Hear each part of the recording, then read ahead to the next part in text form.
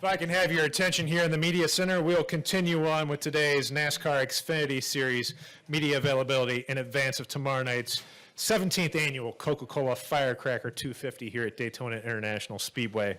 And we're joined by three of the young, exciting drivers in this series. We have Kaz Grala on the far end, driver of the number 61 Kiklos Greek extra virgin olive oil Ford. We have in the middle Ryan Preece, driver of the number 18 Rheem Toyota. And here on the end, we have Brandon Jones, driver of the number 19 Comcast NBC Universal Salute to Service Toyota. We will open the floor up for questions. We will start with Caleb and work our way around. Caleb Whistler, KickingTheTires.net. Kaz, you had the four-race stretch that you knew that you were going to race. Now it seems like a week-to-week basis. Kind of what's your mindset going, knowing that this could be your last race? Yeah, I mean, I think we have to race aggressively, and you get to a place like this, and there's a couple different approaches you can take to the race, but I feel like I'm going to learn the most through the first two stages racing hard, and then trying to use what I learned there to translate into the third stage. So I think we can kind of race this race as if we're going for a win, because if we did win and locked into the playoffs, I think that makes sponsorship search a lot easier for us week to week. So we're going in with the mindset of guns a-blazing. What is the sponsorship right now for you guys? It really is a week-to-week basis. We don't know if we're going to Kentucky yet. So, I mean, we're talking to people and trying to, and, you know, I'd say it's 50-50, so we'll see. We'll go next to Zach, and then we'll go to the back to Woody Kane. Zach Howard, NASCAR.com. For Kaz, what's been the vibe on the team? I know there's the uncertainty, but do you guys feel like you are, in some regards, like the little team that could? And there's a lot of institutional knowledge, you know, a lot of know-how that you guys may not have some of the resources, but definitely have a lot of smarts that goes into that. What's kind of been your vibe getting just kind of better acquainted just in the free time with them? I do think we have a small team that could feel. I feel like we're doing something right now that's kind of unique for this sport in its day and age, and it's been a lot of fun for all of us. And you hit the nail on the head. We don't necessarily have everything that the bigger teams do, but I feel like we have equally as smart of people. Maybe not as many, but the quality is there. And so since we have the people that know what needs to be done, we can slowly start to try to get those resources that we don't have, because we know what direction we need to go. I mean, there's been races this year already that I feel like we've had 10th, 12th place speed, which is pretty good for us. But we've got three things that we can list that weekend that we already know, well, we could have these. Maybe someday in the future we will have that. So we know where we need to go, and I think we have not reached our potential yet, but the more races we get to run, the closer we'll get to there. Go to Woody, then to Chris, and then to Matt Weaver. For Ryan, at Bristol, you were kind of semi-joking that you had now gotten in the black and gotten back to square one. Are you going back into the red now, or what's ahead for you the rest of the year? I just keep racing, trying to win, do the same thing we did at Bristol. That's really it. I'm really looking forward to come out here to Daytona and drafting, and you know, I hear a lot of guys talking about being up front, and I don't necessarily know if I'd want to be there. Just looking back at the first two stages is what I mean. It just looks like it gets pretty hectic in stage one, and if you don't finish stage one, you aren't going to be there for stage 2 and 3. So I'm just going to play the race pretty much how I think I would in a modified, and take every lap and every scenario for what it's worth, and try to be there at the end when it counts, when you're going to be in victory lane. To Chris, and then to Matt. Yeah, Chris, NightCatchFence.com. Ryan, the last time you raced, it was at Bristol in April. But it's been a while since you've been in the car. How do you adjust getting back in the seat? And you did 3 races right in a row, 5, 6, 7. Mm-hmm. What's your schedule look like this summer? But you know, I'm racing all the time, man. I was in a seat last Wednesday. It's been a little while since I've been in an Xfinity car, but if you look at it, last year, I hadn't been in an Xfinity car since Homestead, and my first race was New Hampshire. So I'd say it's been a while since I've been on a super speedway like this, but drafting, it's all kind of the same. The only thing is just getting put 3 wide, or getting put into scenarios or situations is what I mean, when you don't want to be in them. So you just gotta pick, you know, when the time to go, or when the time's right to go, you know. So think I'll be just fine getting adapting today. I don't think we're going to do too much practice, but I think we'll be fine. When's my next race? I'm not quite sure. I got to look at the schedule, to be honest with you. Go next to Matt. Matt Weaver, AutoWeek.com. One for Kaz and one for Preece. Kaz, when you guys brought everything over from JGL over in-house at Fury, was most of that done as far as like getting those cars ready with Shane and any guys that he brought over, or were the Uris involved at all? Like, how much was it just JGL guys and also a combined effort?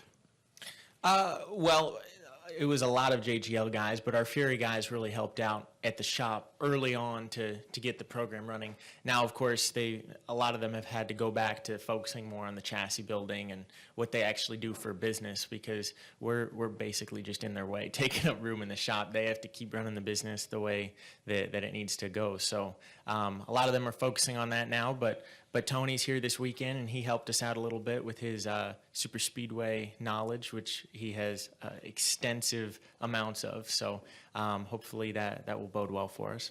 Yeah, I was going to kind of go there next. A guy that's had so much success on a super speedway. Do you pick his brain at all? Because he's seen so much success, not as a driver, but he's been there and he's seen what it takes to be successful here at Daytona. And you do too, of course. Yeah, we just acquired this car on Thursday of last week, the super speedway car. So I wish Tony had gotten more time with it, but I feel like he's used the time he's had with it wisely. And Shane and the engineer, they've all worked hard on it. So it was a short turnaround for this car, but I actually think it's pretty good. We all are expecting it to be at least better than the two super speedway cars we've raced this year. So we're pretty optimistic about it, and we finished fourth with it earlier this year here, and we think that this one's better. Thank you. Preece, you had said at Bristol in April that you thought that the potential of winning that race was going to be a life-changing situation for all the reasons that you talked about earlier too. In hindsight now, looking back, how much did change and how much flexibility and luxuries did that give you?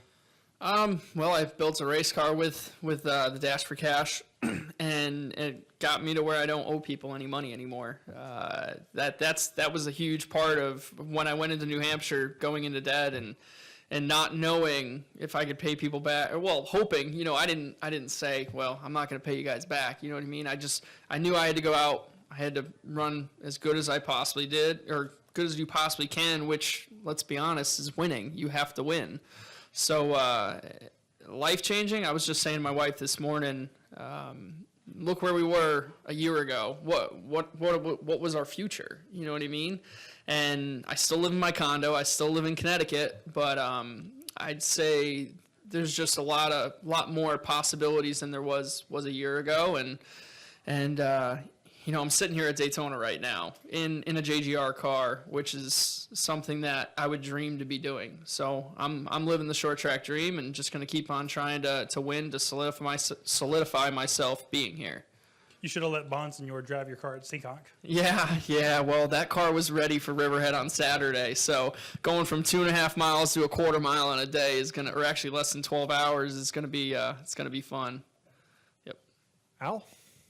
Yeah, Kaz, Al Pierce from Auto Week.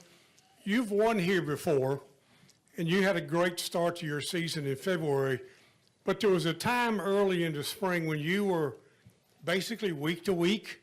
You weren't sure what your ride was going to be, and how difficult was it to get through that period? And is it still difficult not knowing completely going forward what you're going to do? It is. It's definitely difficult, but what's helping that is having fun every weekend. I feel like we're running better than ever, and we've got a really good family vibe on this team, and we're all just enjoying doing this. So that's been good for us, and I know I've had this race circled on my calendar for a while because of last year's win in the trucks, and then felt like we had a pretty good race here to kick off my Xfinity career earlier this year. So this was one I was really hoping we'd be able to get to. I knew it'd be a challenge because obviously this has to be a different kind of car than what we use at the other tracks, but we were able to get one. We don't have a backup. We can only be so lucky, but we do have a car, and I feel good about it. So I'm really excited about this race, and depending on how it goes, it makes conversations easier about Kentucky if we go out there and we win this race. That'll definitely help speed things up for us. Before we open the floor back for the questions, Brandon, you come into the media center with a cool, patriotic-looking fire suit, but it means a lot more this weekend with everything that's going on with the car. Could you please explain what's going on with the whole Salute to Service program that you're associated with this weekend? Yeah, well, obviously it's July 4th, you know, the whole week and the weekend. Myself, I'm extremely patriotic. I love our military, and I love doing as much as I can with them. So whenever I heard the news that the Comcast Salute to Service it was going to be on the race car this weekend, I lit up, had a big smile on my face. I saw Christopher ran that car earlier this year, so I knew kind of an idea what it was going to look like. When I came in the shop Monday morning, it was awesome to see it sitting there. So hopefully I can make the military proud. We also have the Air Force Thunderbirds on the car this weekend as well, and in memory of the Cajun with the incident there in the training exercise they had. So pretty proud to be able to represent them. This year we started out with a flight with those guys to start the year off, so that feels like a pretty big connection to that group. We'll continue on with questions. We'll go to Caleb and then to Zach. Okay, WhistlerKickingTheTires.net. Brandon, your kind of finishes have kind of been all across the board this season. You transitioned over from RCR to JGR. Kind of where do you guys feel like you are now, kind of going into this long summer stretch for Xfinity? Where do you feel like you are compared to the beginning of the season? So we actually, myself and my crew chief, Chris Capehart, have sat down and kind of assessed that. So the best way I can kind of describe it was if I came to JGR, I'll make a number up, but at 20% out of 100%, the amount of work you put into it and the amount of effort to get to 80% is going to be big. You're really going to see a lot of improvement. But then to go to 80% now to 100%, you're not going to see much improvement, much return, but you're still working as hard as you possibly can. So it's kind of hard when you get in a big stretch like this. Obviously now I think we've got 15-week stretch maybe coming up here. It's really hard to try to stay focused on some of these races and not just kind of accept where you're at and kind of accept what you're running at. So we really got to stay after it, make sure all my guys are still fully committed into it, and I think I've got the right guys to stay with that mindset. So we had that conversation, and I think we're going to keep improving on it. Do you feel like this 15-race stretch is going to be beneficial to you guys? You guys coming off of 5 races, a week off, 5 races? I think it'll benefit us for sure. Sometimes you have a couple breaks in there. I don't say you really get off, but you kind of do have that 1 week where you relax a minute, and then you have to try to get hyped back up for those races. So when you're in this stretch like this, it goes by extremely fast, but at the same time, you're learning every single weekend, and you're not kind of getting in and out. So I do enjoy this. I think it does improve the performance of the team. Go to Zach. Zach Albert, NASCAR.com for Brandon.